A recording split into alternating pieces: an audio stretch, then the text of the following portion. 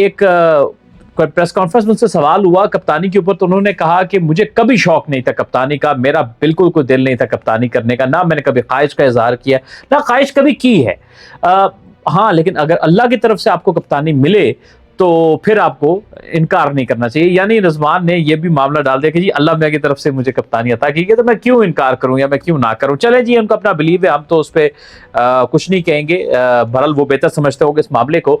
लेकिन ये बात जरूर है कि मोहम्मद रिजवान जो है, he is a very very sharp kind of a character, और काफी ज्यादा समझदार है। उनको पता है किस मौके पे क्या बात करनी है, किस तरह से लोगों का दिल जीतना है। ही नोज लोगों के ABCD जज्बात से कैसे लेके चलना है आगे। खैर, बहरहाल हम बात को आगे लेके चलते हैं।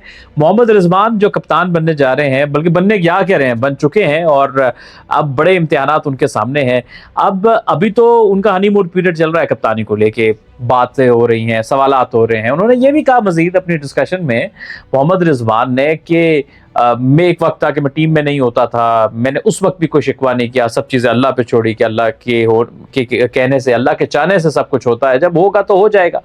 और ये बारहा वो जिक्र करते रहे, आई रिस्पेक्ट हिज व्यूज़। और फिर उसके बाद उन्होंने कहा कि मैं जब टीम का परमानेंट मेंबर नहीं भी होता था, तब भी मैं, सरफराज भाई जब कप्तान थे, उनसे बात होती थी, वो मेरी बात को वैल्यू करते थे।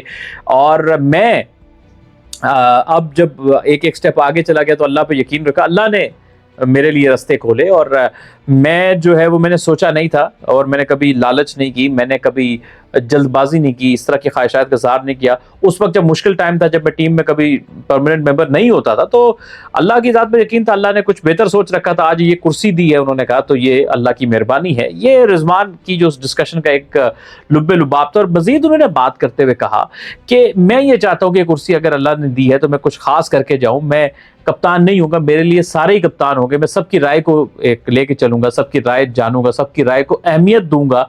और मैं ये चाहता हूं कि मैं कुछ ऐसी लेगेसी छोड़ के जाऊं कि मैं जब छोड़ूं कप्तानी तो बहुत सारे कप्तान दे के जाऊं। यानी उन्होंने प्लेयर डेवलपमेंट की भी इसमें बातों बातों में एक बात कर दी कि मैं पाकिस्तान के लिए लेगेसी छोड़ के जाता हूं। अब लेगेसी कितनी छोड़ेंगे मोहम्मद रिजवान, हो छोड़ेंगे नहीं छोड़ेंगे, ये तो वक्त बताएगा।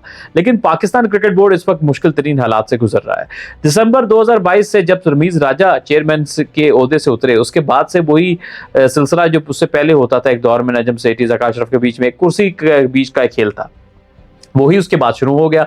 तो आप देखिए कि उस सारे वक्त में नजम सेठी कुछ वक्त के लिए रहे, फिर ज़का अशरफ आ गए, फिर उनके एक बार एक्सटेंशन मिली, फिर वो एक अबूरी चेयरमैन हमारे बीच में आए, उसके बाद फिर मोहसिन नकवी साहब बहुत ही ताकत के साथ आए। फिर इस सब बीच में सिलेक्शन कमेटी कितनी बार चेंज हुई, सिलेक्टर कितनी बार चेंज हुए, मैनेजर कितनी बार चेंज हुए, कोच कितनी बार चेंज हुए, आपके कप्तान कितनी बार चेंज हुए, आपके डिफरेंट फॉर्मेट के कप्तान कितने हुए, कितने खिलाड़ी अंदर टीम में आए, कितने खिलाड़ी टीम से बाहर गए। ये तो ऐसे हैं कि शायद गिनने बैठेंगे तो अच्छा खासा वक्त लग जाएगा। और दुनिया का किसी एसोसिएट नेशन में भी ये काम नहीं होता जो पाकिस्तान क्रिकेट बोर्ड, जिसकी एक तारीख है।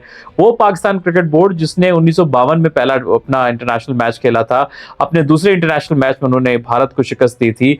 और वो पाकिस्तान जिसने वसीम अकरम, जावेद मियांदाद, इमरान खान, मुश्ताक मोहम्मद, सईद अहमद, मियां सईद, सरफराज नवाज, माजिद खान, जहीर अब्बास, मैं किस किस का नाम लूं, वसीम बकार, शोएब अख्तर, आसिफ बाबर, पता नहीं कितने नाम है कि सब तो लेने में याद नहीं रहेंगे।